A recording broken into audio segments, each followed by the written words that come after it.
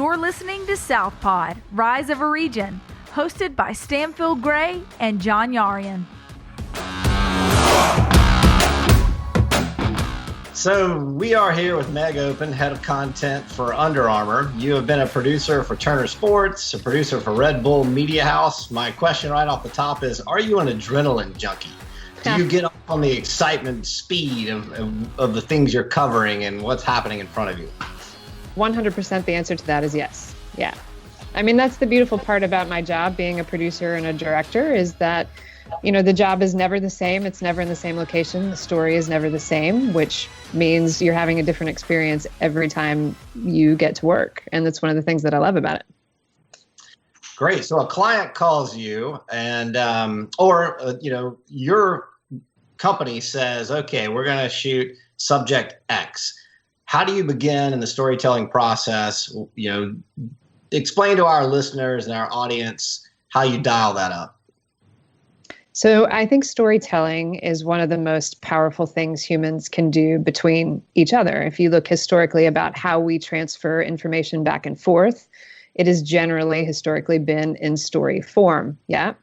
I think if you are dealing with a brand, if you're dealing with a client, if you're dealing with an athlete, if you're dealing with someone who's doing an amazing thing, everyone has a story that's relatable. And so I always come at it from the perspective of, where's the emotional hook? How can I connect on a level that makes sense universally to humans? I think I did a lot of my graduate research work on cultural dimensions and cultural differences and how we interact domestically, internationally, what our cultural stories mean to each other and how those get translated. And I think I could go down the rabbit hole of a lot of really nerd-like stuff in terms of human motivation and Maslow's pyramid and the theory of connectivity and all of those sorts of things. But I think as a storyteller, those are things that I keep in the back of my head. So for example, Under Armour recently did a piece in preparation for the Olympics in regards to speed skating.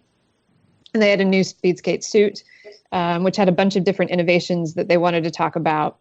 And I think they said, hey, can you shoot this suit on a mannequin, or can you shoot this suit on a skater and give us some beautiful B-roll? And I said, well, I could, but that's been done a million times before, and there's nothing unique or interesting or innovative about that. So let's pull the curtain back on the suit and take a look at what makes it interesting. And some of the answers were, okay, it's groundbreaking innovation. It's breaking through barriers. It's shattering perceptions. It's aerodynamic. It's adding an advantage to the skaters. It's, and kind of this list of things that they were listing off as the key product features. So what I was hearing was breaking through, aerodynamic, heat, advantage, difference. And I said, how can we tell that story in a way that's not sticking a suit on a mannequin? So what we did is we took a look at, okay, what if we created a piece that was about the ice giving birth to the skater, and the skater breaks through the ice because of the heat that's generated from the body movement, and the ice has given birth to this new skater that has the advantage of speed and everything else that comes with it via the suit as the vehicle. And then suddenly you have this beautiful art film that integrates storytelling and audio and sound design and color, and this kind of beautiful narrative of the ice giving birth to something that we're all trying to break through. Universally, that's a struggle that we can all relate to. We're all trying to break out of something. So suddenly it becomes a lot more human and interesting. That's a very long answer to a very short question, so I'll stop and let you jump in. Does that, in a sense, make you your own worst enemy in terms of, I mean, what you described is probably pretty challenging to execute, right? It's terrific and it's innovative, but it puts you in a position of having to fulfill on the logistics of something that might require some VFX and maybe an actor, visual stuff that seems like it would be a challenge to untangle. Do you get up for that? Is that exciting for you? Do you like to kind of make a puzzle for yourself, or is it just a consequence of the brainstorming you just described? That's the fun part of the job, right? A part of it is looking at it and saying, okay, what have I just pitched? And holy crap, can we do that? And then the next part of it is, who do I know that can execute this at the highest possible level? I've been doing this over 20 years now. I've got a great network of contacts in the production world of really trusted people that I know are going to deliver on jobs that get excited about challenges. The yin and yang of personality types, there's always going to be the people that go like, oh, that's too hard. We can't do it. It's too difficult. Just put the suit on the mannequin. Then there's going to be the people that say like, fuck yeah, I'm up for that challenge. Like I want to work with the people that go, fuck yeah, we're up for that challenge, because it's the only way that the industry grows. It's the only way that I grow. It's the only way that my team grows. If we all did the same thing all the time, how boring would that be? Go ahead, John. Do you ever get it perfect, or do you just run out of time? I mean, how hard is it for you to get to a point where you're perfectly happy with a production? Is perfection a thing, really? We could talk about that for hours. I think that's my answer. I think I'm perfection, maybe. So, I was just going to wrap up that. I think the idea of perfection is one that's tremendously philosophical, and we could go down that rabbit hole for a while. I think there's always the challenge of time, money, and resources when it comes to creativity. Yeah. Mm-hmm. At a certain point, you have to be pencils down with the idea and understand that it is amazing in whatever capacity is being delivered. That's not to say that you accept mediocrity or you accept mistakes. I've got high standards for myself. I do for my team, and I have those expectations for those I work with. But by the same token, there's some beauty in flaws sometimes as well, and understanding that and how that relates into the process too.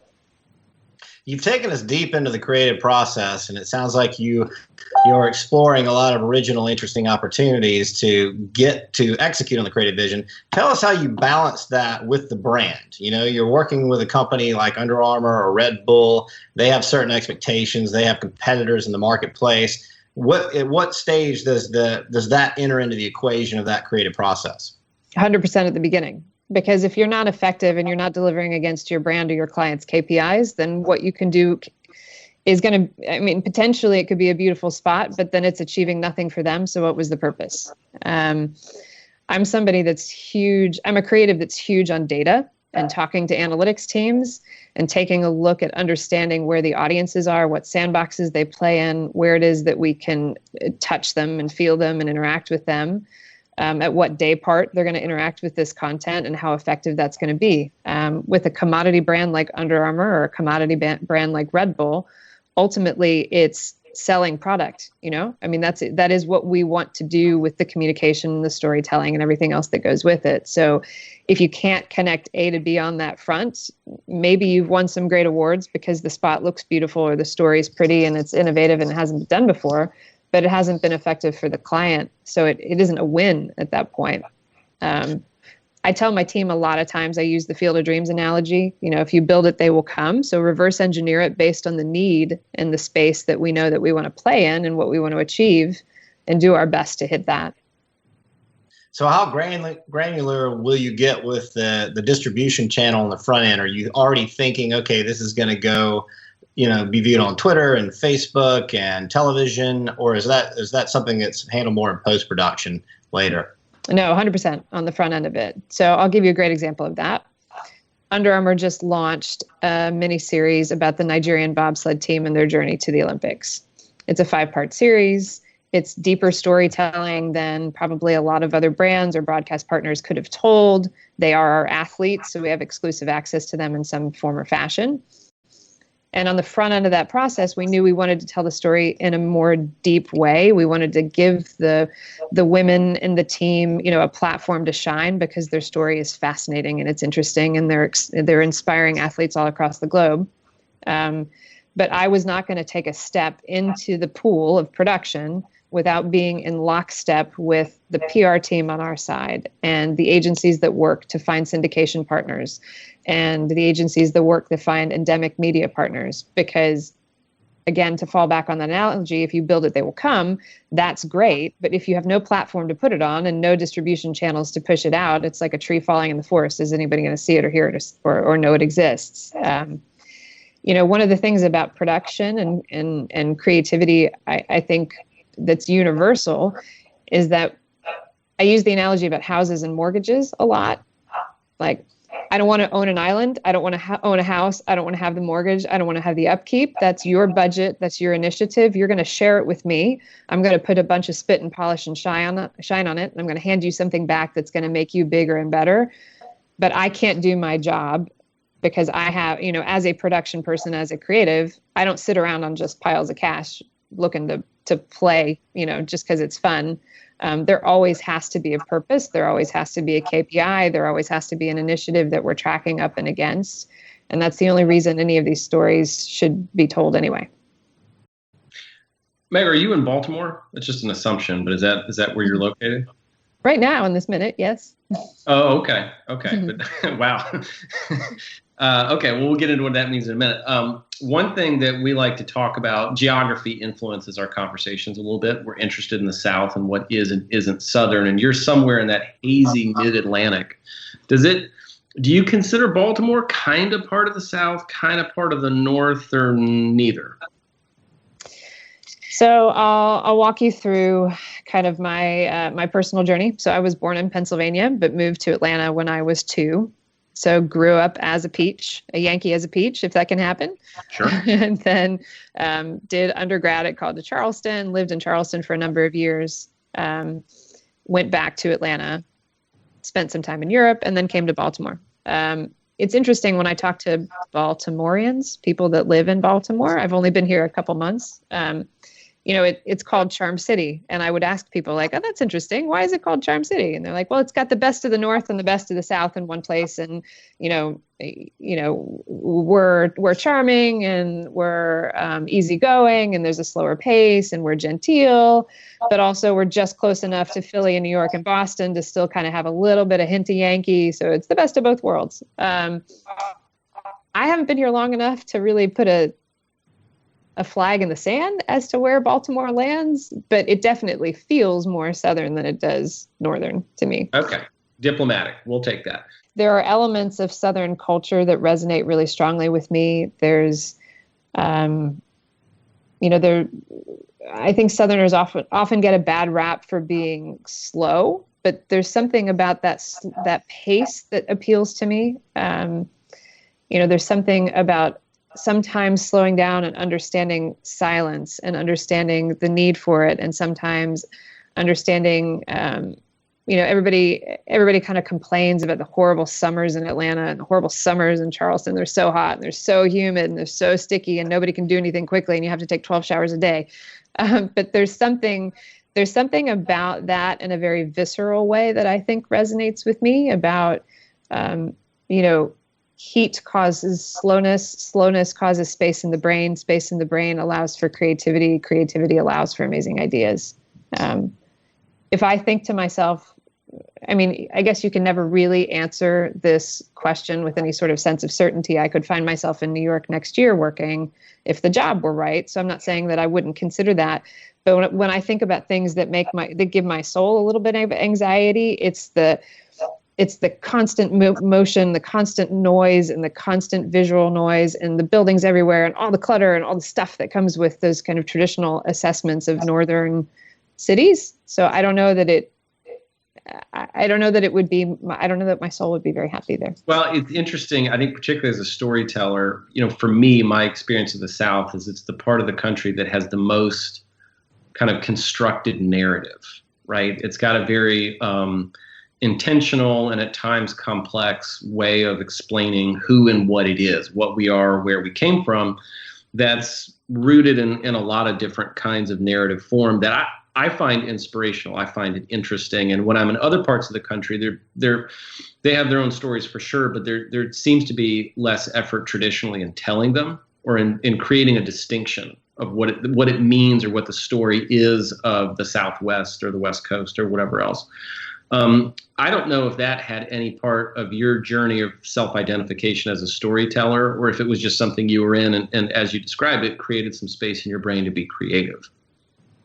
I think, I mentioned earlier that my graduate research was done on cultural differences and where stories come from. I think something interesting about the South is this idea of rebirth in a way that other parts of the nation haven't had to experience, either via, the history of the South or just the functionality of it. and then what that means in terms of creating an identity and being, you could argue that Southerners might be more adaptive and might be more of chameleons because we kind of have to be, and because, you can't go. Atlanta's a great example of there's, that building in Atlanta, the Terminus building. And when it was built, people were like, why is it called the Terminus building? And like, well, that's where the railroad ended back in the day before, the city was burned down. But we don't know that because the historical landmarks aren't there to tell us that. We just have to kind of either be inquisitive about things to understand where it is that the South comes from and the cities come from and the people come from.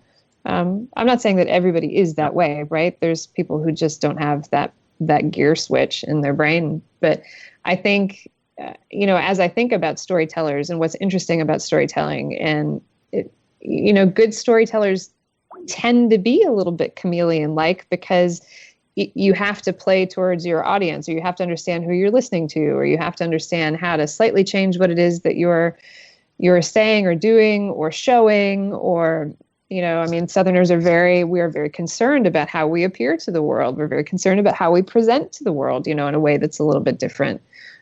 So of course, all of that comes into play. Yeah.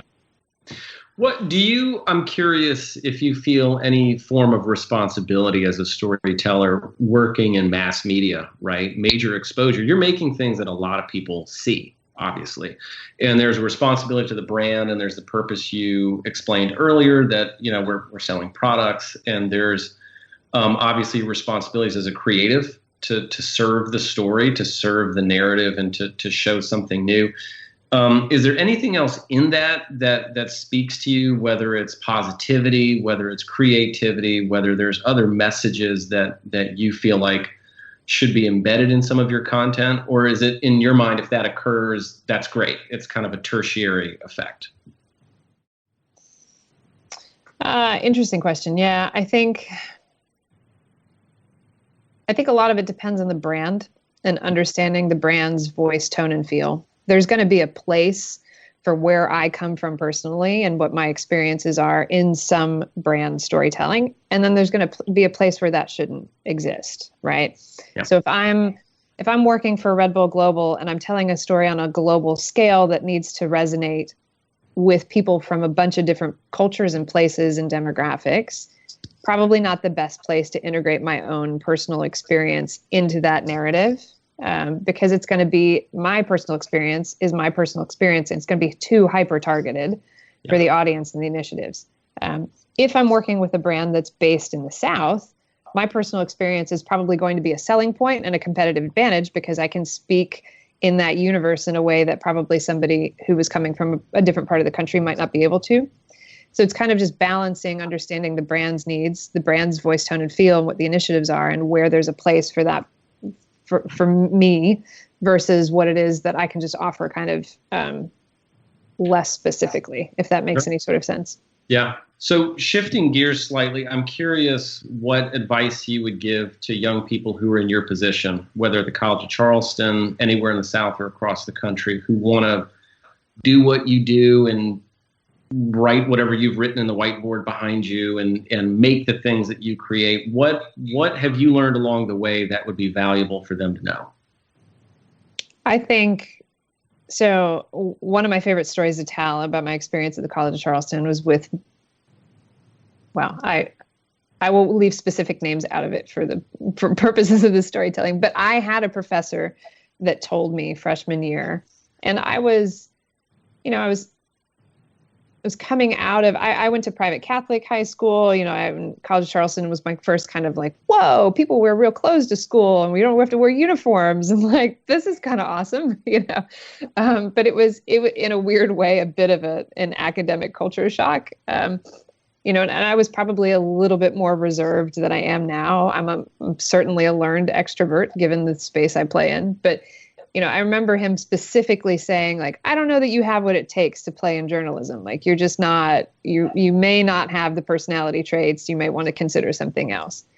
And there was something in me that if you tell me I cannot do something, I'm going to do it. I'm going to do it 150% better than you think I'm going to do it. And don't tell me ever again that I can't do anything. Like the hair on the back of my neck sticks up.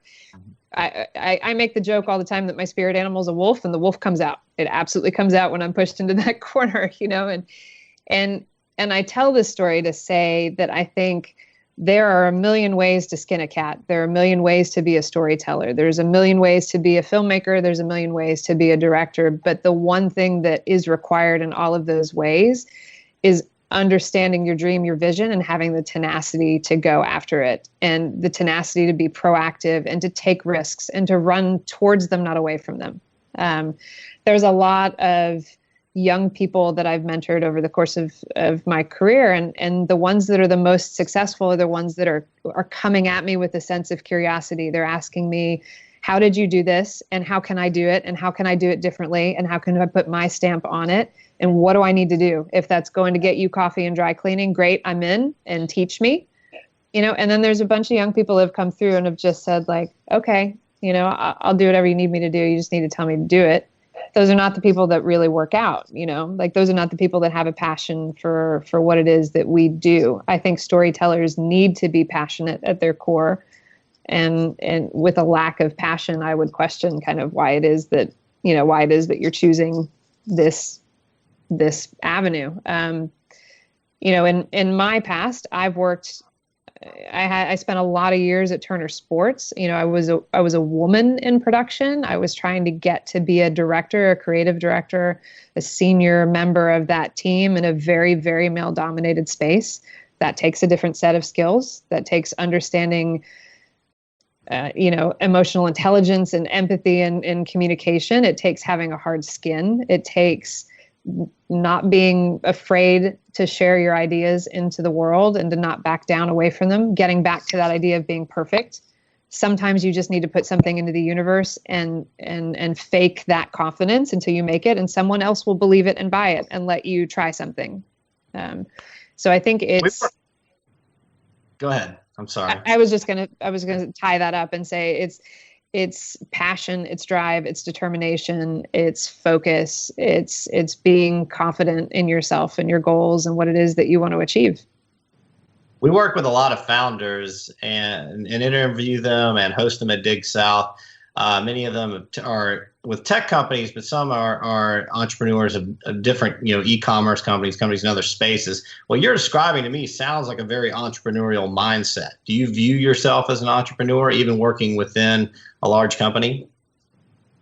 Yeah, it's funny that I joked around about the spirit animal being the wolf. Like, I can be a lone wolf in a lot of ways because I think you have to be. I think, again, back to that, there's not a lot of women doing what I do, and I would love to see more of them doing it. I would love to see that voice represented more in this field. But in order to kind of blaze that trail, you have to kind of just understand that there is going to be a lot of loneliness, and that comes with that entrepreneurial spirit too. Like, there's always the yin and the yang of the good and the bad with it, that some people are going to love what you do and some people are just simply not going to get it. That doesn't diminish what you have to offer into the world, or whether your ideas are good or your creative spirit is good or not.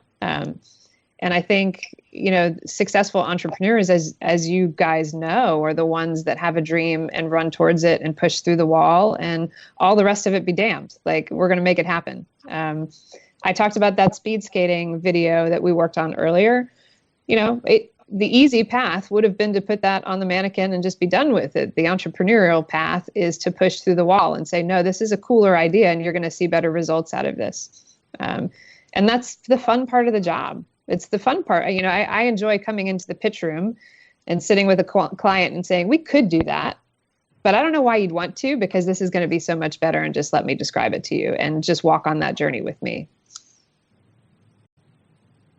Good. Well, shifting gears to some practical takeaways. So you'll be appearing at the DIG South Tech Conference on Thursday, April 26th with a group from Under Armour. And we have a lot of marketers that listen to our show and that will be attending that day. What are, like, let's say 3 to 5 quick, tactics, strategies that you could share with them right now that could make them use video to tell better stories, and maybe some thoughts on new ways to distribute it or what they should be considering in the now? Well, I will save the good nuggets for the presentation. So all of them will have to come watch my team speak. Perfect. That helps us sell more badges. Thank you. But I think, my approach to storytelling is that there is often a very small universe that people play in when they think about how to tell stories. And that universe is sometimes, hey, we want to do a 30, 60, 90 spot. We're going to send all of our brand and marketing dollars towards that. We're going to buy traditional media on TV, and then we're going to be done with it. I look at that and say, okay, that's cool. Commercials have paid my bills for the last 20 years, so I get it. But most people don't watch them anymore. They take their food break, their pee break, they scroll past them, they skip past them, depending on if you're a cable cutter or you're not. So are you really interacting with the audience in the way that you want to? And then the next response is generally, well, we'll just do some Instagram posts and that'll be great, right? And then my devil's advocate response to that is, sure, but what happens when Instagram goes away? Or what happens if you're hitting your consumer at the wrong part of the day where they're not really feeling social, but they may want to be entertained, or they may want to learn something, or they may want to, they're just in a different headspace. So I think the biggest thing that I would say, and that I'll speak more about during the panel, is that idea of holistically understanding where your audience is at different parts of the day, what motivates them during that part of the day, and then creating content, storytelling, and messaging that syncs up with that day part.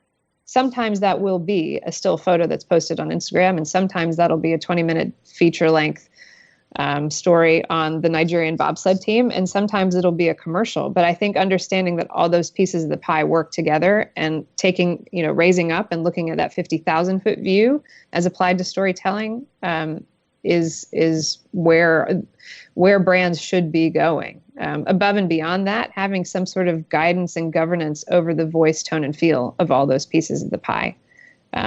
There's a lot of companies that I consult with. There's a lot of companies I've worked with and a lot of clients I've had in the past where I've said, okay, your marketing team is doing this one thing. Your social team is on a different team and they're doing this other thing. Your PR and events team is doing this other thing. You have an arm of philanthropy and social, innovation that's doing that thing. And you look completely schizophrenic in market because no one is taking a look at whether all those pieces of the pie have the same voice or the representative of the brand in the right way. Think of those brands that you rabidly follow on a daily basis or rabidly interact with. A lot of times I use the analogy when I'm speaking of a good brand is like a coat that you reach for in the closet. A lot of times you don't even think about what coat you're choosing. You're kind of blindly reaching in and you're grabbing the thing that either gives you an identity or makes you feel good or serves a purpose.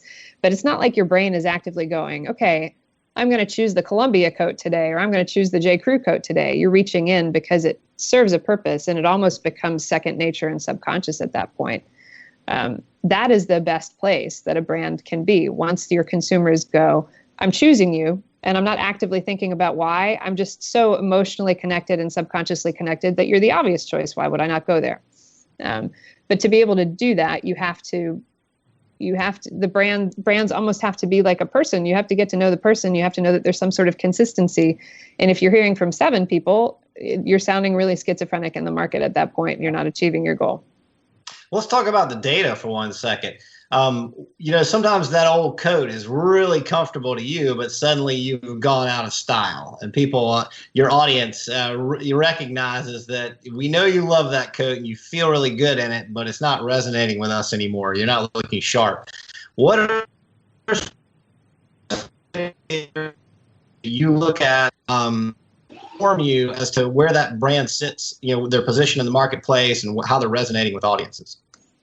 So I will say that I'm a creative that respects data, but I am not a data person. And what I mean by that is I highly, highly leverage my data analytics and consumer insights teams in whatever place or brand I'm interacting with. And that's one of the first questions I always ask when the ask or the brief comes through. The question is, has the data and the analytics team looked at this? Are the consumer insights correct? Are the KPIs correct? They're going to know what people are asking for, so we can reverse engineer and fit in that space. You're right. People don't wear the same coat for 30 years, and that wasn't my intention with the analogy. But I will tell you that I haven't owned anything other than a Mac in the last 20 years, right? I'm getting new Macs, but I'm not thinking about it. I'm not thinking about whether I'm going to replace that with any other provider, because why would I? Because I love Max. John, do you want to take us into the land of, is it Southern or not Southern? Well, we covered it a little bit with Baltimore, and it sounds like we're splitting the difference. Like maybe it is, maybe it is. Like Schrodinger's Southern City, it is and isn't at the same time. So I think we landed on that. The only thing I'd say is you don't have to wait till retirement. We'll take you back right now. You can just come down. And I don't know if I don't know. You know, it's an interesting comment. This is where you might retire to. I think the scene in cities like Charleston for work like yours is improving. I can tell that you're where you need to be to do what you do at the highest level. I wonder how you think about the geography of your work as it exists and how realistic it would be for you to be in the South, but maybe not in Atlanta, maybe in a place like Charleston. Is that just flat out not possible? Is it getting better? How do you see that? I think for what I do, having an airport is critical, and Charleston has one of those. It's, what I do requires me to be, how lucky am I, right? That I could very easily say to a client, like you want to do that piece and you need a background that's kind of brown and hot. I think the coast of Spain seems like a great idea. So let's go shoot there. And I've got an airport and I can hop on a plane, We've also added some direct flights, right? To Indianapolis, Denver, Seattle, a few new ones. Yeah. Indianapolis, hotbed. Oh yeah. It's all happening. Indianapolis. Get ready. Well, is there anything we didn't touch on, Meg? Thank you very much for doing this interview with us and for coming to Dig South this year. I just want to make sure that we've touched on all the things that you think would help boost your talk, but also just things you want to share with the audience. No, I think we ran the gamut of conversation topics there, and I want to save some for the panel. So I want to make sure that people actually do come and listen to us. Sure. One of the things that I will talk about is kind of where personally my interest in being a storyteller came from. I do have a very personal childhood story that absolutely influences why I do what I do on a daily basis. And it's the thing that drives me the most. It's the thing that if I ever write the screenplay about my own life will be the beginning of it. That has it. It's kind of a little bit like the butterfly effect. It's the small thing that happened that allowed everything else to happen that I think about every time I try and craft a story. So stay tuned for that. What a great teaser. I love it. This is going to bother me. That was like that wasn't like a phony teaser. That was like a real thing. Okay. Well, thank you very much for your time. We look forward to seeing you live and in the flesh at Dig South, but we appreciate the conversation today. Yeah, anytime. Always happy. Got lots of ideas and opinions and happy to share them. Yeah. So anytime. Thanks.